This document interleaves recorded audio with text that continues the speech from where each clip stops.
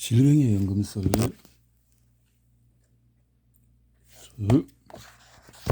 법적 다툼이라. 자격증 환자 또는 일반인에 대한 독성 노출을 줄이기 위해 모든 노력이 실패하면 사람들은 마지막으로 법에 의존한다. 사람들은 자신들이 입은 피해를 보상받기 위해서 법원을 소송한다. 소송, 불법. 법정에서 피해를 증명하거나 반박하는 과정에는 보통 피해와 관련된 질병을 전문으로 다루는 독성학자, 역학자, 의사들이 전문가 증인으로 참여하게 되어진다. 전문가 증인의 증언에 대한 학술적인 근거는 법독성학이라는 학문 분야에 있다. 마티웨 오르필라는 유럽 의학계의 뛰어난 인물이었고 그의 성과는 그가 전문인 증인으로 활동하기 훨씬 전부터 법의학에 대한 대중 인식의 형성에 상당한 영향을 미쳤다. 그는 파리 의과대학의 학장이었고 의학원의 창립회원이었으며 몇 건의 독성학 서적을 저술했고 영향력 있는 의학 학술지의 편집위원이었다. 그래서 강의하던 중에 비수의 특징적인 침점으로 모아서 죽이나 커피나 포도주와 같은 음료수인 유기물 액체에 넣더라도 똑같은 결과가 나온다. 중독에. 그리고 오르필라는 계획에 다양한 용량의 독을 여러 경로로 투여하는 실험을 진행했고 제독제를 시험했으며 중독 증세에 대한 임상 자료와 인체 부검에서 밝혀낸 해부학적인 손상에 대한 자료를 수집했다. 그의 가장 중요한 업적인 중독과 가사 상태에서 활용할 수 있는 치료법에 대한 대증서는 1818년에 발간되었다. 당대의 의술과 독성학에 대한 파라셀수스의 가르침과 마찬가지로 오르필라도 비소, 납, 채소의 독에 대한 쓸모없거나 위험한 제독제의 여러 가지 사례를 제공했고 새로운 제독제를 제안했으며 자신이 효과를 입증한 전통적인 제독제도 소개했다. 오르필라는 유명한 소송의 전문가 증인으로 활동하면서 자신이 개발한 비소 검출 방법을 이용해서 1838년에 니콜라 메르시의 사건과 1840년 샤를 라파르 주 살인 사건에 대한 진실을 밝혀내는 일에 도움을 줬다. 그러나 논란에 휩싸이는 일을 싫어했던 오르필라는 1843년 이후에는 전문가 증인으로 활동하는 일을 거절했다. 독성학자와 역학자들은 수많은 사건의 증인으로 활동해 왔다. 그러나 전문가 증언이 오히려 판사와 배심원들을 혼란스럽게 만들기도 했다. 1858년 미국 대법원의 경험에 따르면 전문가라고 주장하는 사람들은 그 어떤 의견이라도 말한다라고 했다.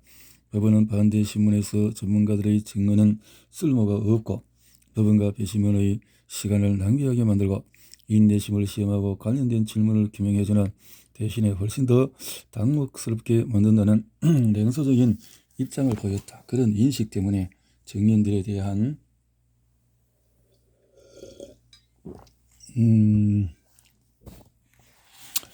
반대 신문에 허용되는 시간이 줄어들었다.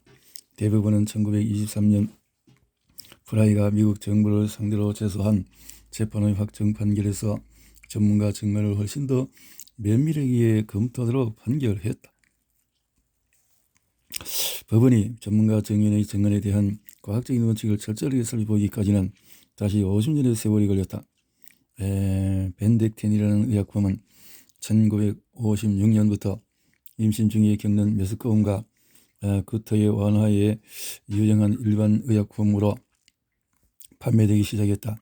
이미 시판되고 있던 항히스타민성 독시라민과 비타민 B6를 결합한 의약품이었기 때문에 처음에는 벤덱틴에 대한 대규모의 시험을 하지 않았다. 1969년에 벤덱틴을 복용한 여성이 낳은 기형아에 대한 보고가 알려지면서 안전성에 대한 의문이 제기되었고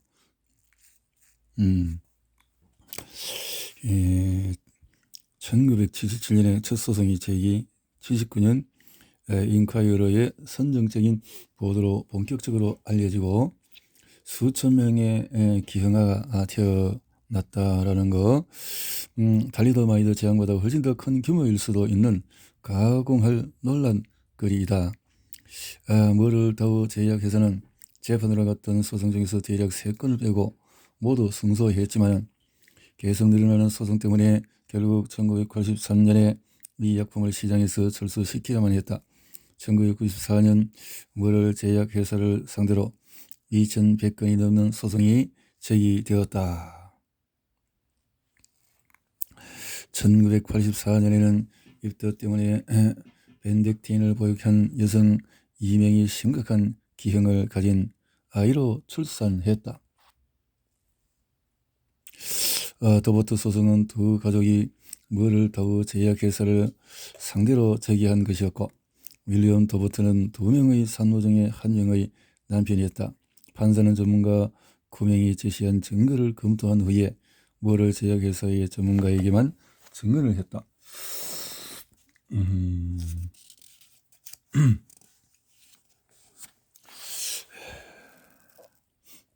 이렇게 고소인식 전문가는 공식적으로 발견되지는 않았지만 동물 자료와 함께 의약품의 화학적인 구조와 태아에게 피해를 일으키는 물질의 비교 그리고 의약품이 태아의 기형을 일으킬 수 있다고 밝힌 역학 연구의 결과를 제시할 예정이었다. 그러나 판사는 13만 명의 여성을 연구한 풍부한 역학 자료가 제시된 상황에서 공식적으로 발표된 결과 이외의 증거는 정당화될 수 없다고 판단했다.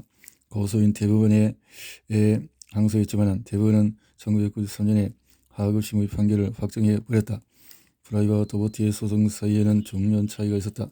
프라이 재판의 판결에서는 전문가 의견의 내용이 아니라 전문가들의 방법을 사용한 시험 결과를 일반적으로 수용할 수 있는가의 문제였고, 그러나 도버티의 대법원 판결에서는 대법관들이 직접 과학적인 증거를 평가해서 전문가들이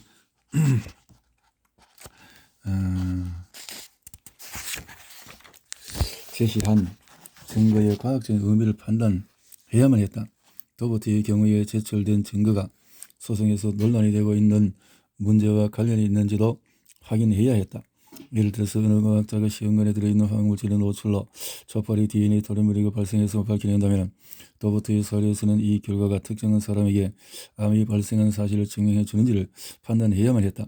도버트 판결의 결과로 대부분은 소송 판사들에게 소송에서 신뢰할 수 없거나 설득력이 떨어지는 과학적인 증거를 선택하는 데에 더욱 신경을 쓰도록 지시했다.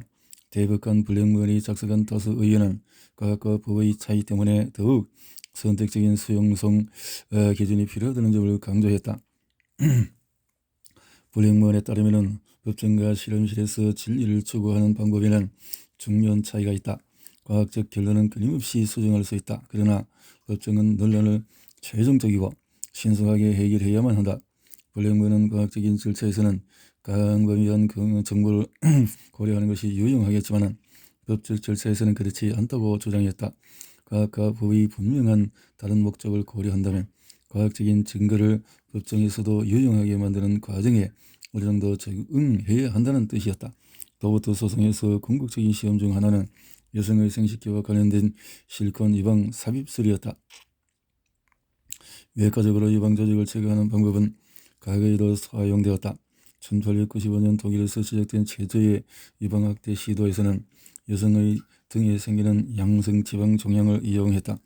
다양한 물질을 이용한 시도가 이어졌고 결국 규소와 산소 원소로 만든 실리콘이 최적의 제품으로 확인되었다. 실리콘을 유방에 직접 삽입하면 감염이나 염증 같은 문제가 생길 수 있다는 사실이 밝혀진 이후인 1961년 텍사스주 휴스턴의 성형외과 의사였던 토마스 크로닝과 프랭크 게로가 다우 코닝 화학회사의 지원으로 유방 보형물을 개발했다. 실리콘이 들어있는 플라스틱 주머니의 삽입은 비교적 간단했다. 이 유방 보형물은 그동안 시도했던 다른 물질보다 훨씬 더 자연스러운 느낌을 주었다. 1992년까지 미국에서 유방 보형물을 사용한 여성의 수가 대략 100만 명까지 늘어났다. 그보다도 10년 전인 1982년에 어느 오스트레일리아 의사가 실리콘 충전 유방 보형물을 사용한 여성 3명의 자가면역 결합 조직에서 질병을 발견했다.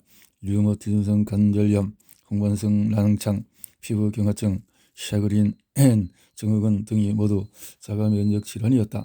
이 유방 보형물은 처음에는 식품의약국의 규제 대상이 아니었기 때문에 의료기기에 대한 일반적인 안전 자료는 찾을 수가 없었다. 1984년부터 오스트레일리아를 비롯해서 미국에서도 소송이 제기 시작했다. 한편 사회운동가 랠프 네이더가 조직한 소비자 단체인 퍼블릭 시티즌은 1988년에 미국 식품의약국의 유방 보형물 사용을 금지할 것을 청원했다. 1990년에는 코니 정의라는 기자가 텔레비전 프로그램을 통해서 실리콘 유방 보형물이 사실은 어리석은 여성을 속이는 위험한 이러기라는 선정적인 보도를 내보내기 시작했다. 유방 보형물 때문에 자가 면역 질환에 걸렸다고 주장하는 여성들을 인터뷰했고, 이렇게 91년에 이 식품의약국의 국장에 취임한 데이비드 캐슬러도 강력한 조처를 해야 한다고 결정했다. 그래서 금지되었다. 1984년에 오스트리아에 제기된 첫 소송의 배심원은 마리아 스턴에게 $200만 보상금을 지불하도록 판결을 했다. 자, 이렇게 소송이 1만 6천 건의 소송 쓰나미가 밀어닥치고 다우 코닝 화학회사는 보형물을 시장에서 철수시켰고 멘토와 메건이라는 두 생산자만 살아남았다. 자가면역 진화가 실리콘 유방 보형물과의 관계를 밝혀주는 과학적인 증거는 소송보다 훨씬 느리게 등장했다. 첫 번째 사례는 1958년 실리콘 삽입 이용한 유방학대 시술을 받은 52세의 일본 여성이었다.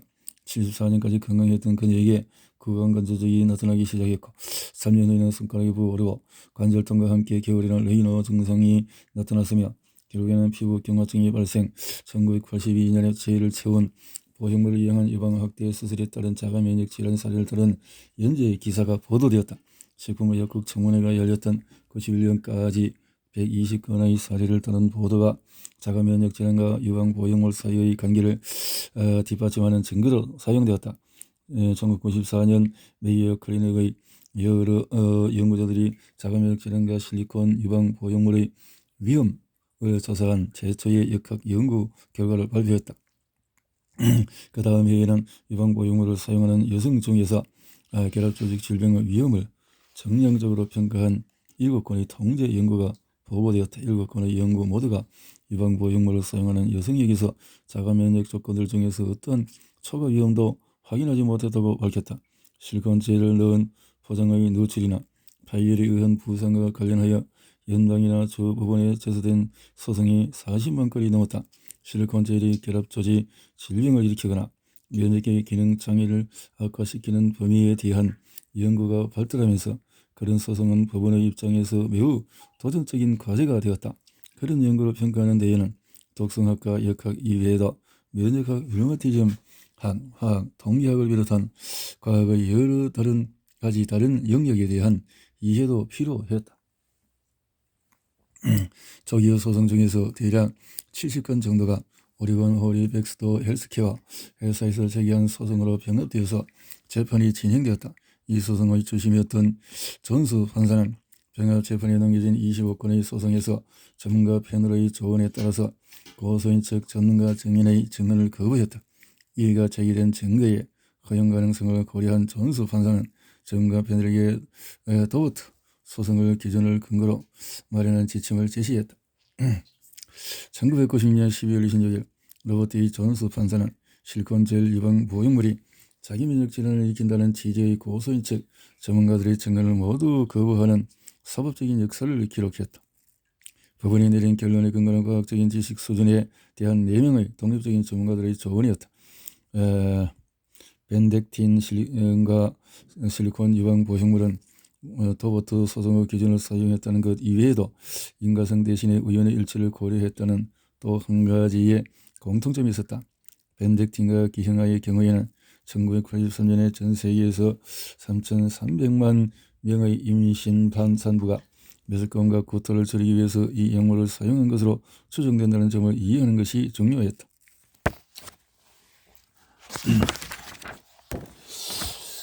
간단한 수학을 사용하면 우연의 일치만으로도 벤덱틴을 복용한 여성이 출산한 신생아들 중에서 심각한 기형인 경우가 거의 100만 명이 되어야만 한다. 실리콘 유방 보형물의 경우에는 많은 수의 여성들이 사용했고 유방 보형물을 원하거나 더 필요한 나이의 여성들에게 자가면역 질환이 자주 발생한다.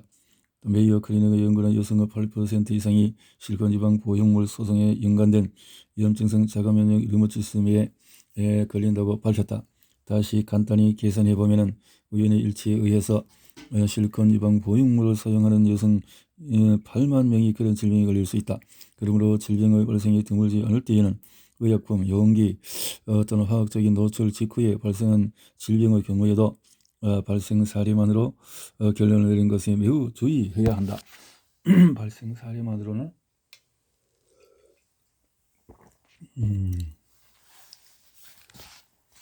법원이 마주한 다음 질문은 환경소송에서 전문가가 정한 활용에 대한 것이었다.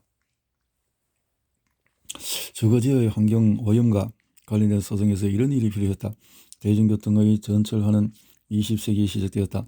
필라델피아 대중교통 체계인 남동 펜실베니아 교통국을 시작으로 나중에는 암트랙도 북동선을 전철화했다.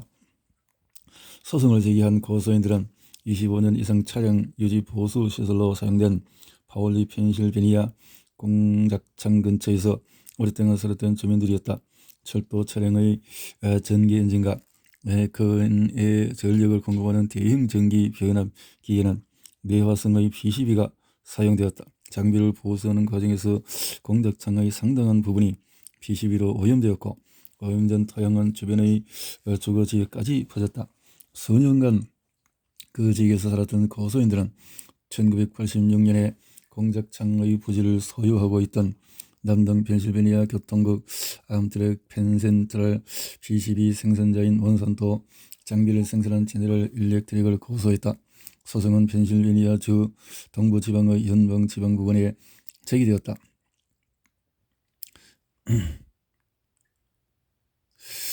미래의 피해에 대한 공포로 야기되는 감정적인 고통과 미래의 질병 가능성을 감소시키기 위한 의학적인 검토를 요구하고 토양의 PCB에 의한 우등선 가치 하락에 대한 손해를 주장하는 고소인도 있었다.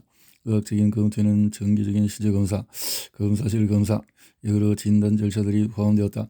켈리 판사는 5일간의 청문 과정을 거친 후에 한 명을 제외한 모든 고소인 측 전문가들의 증언을 배제한다는 명령을 내렸다. 항소법원이 하구심의 판결을 기각했기 때문에 재판은 다시 시작되었다.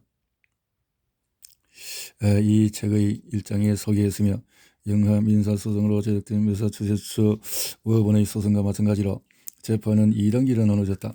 첫 단계에서 배심원은 고소인들이 일반 인구 집단보다 더 높은 수준으로 PCB에 노출되었는지를 판단해야 했다. 고소인들에게 심각한 노출이 없었다는 고소인의 주장은 혈중 PCB 시험 결과를 근거로 한 것이었다. 혈중 제7장에서 소개한 아동들의 납 농도와 마찬가지로 이 조사는 누출을 평가하기 위해서 지속적인 화학물질의 혈중 농도를 측정했던 또 하나의 사례이다. 남은 뼈에 많은 양이 저장되기 때문에 몸에 잔존하고 납은 뼈에 잔존하고 PCB는 지방에 많이 저장되기 때문에 몸에 계속 남는다.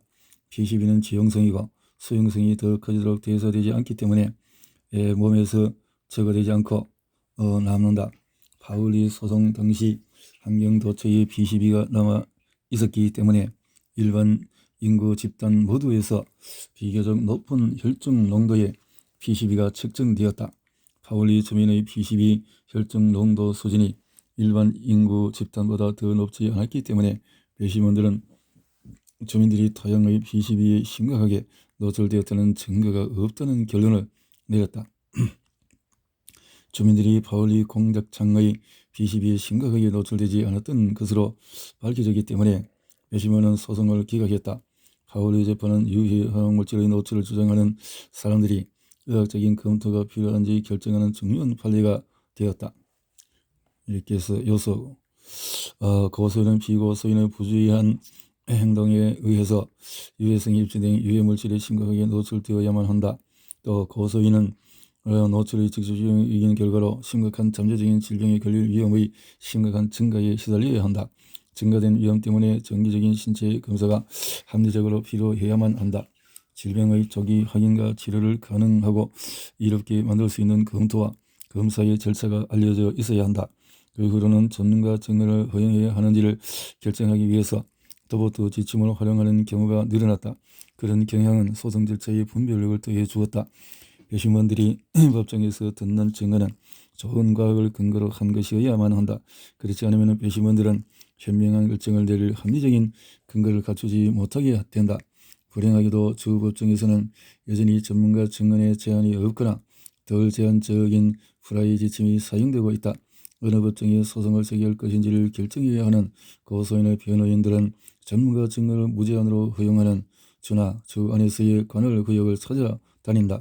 그런 과정에서 엄청난 배심원 보상 판결이 내려지기도 하고, 그런 판결이 미국에서의 소송 국가를 유도하는 유인책으로 작용하는 경우도 있다.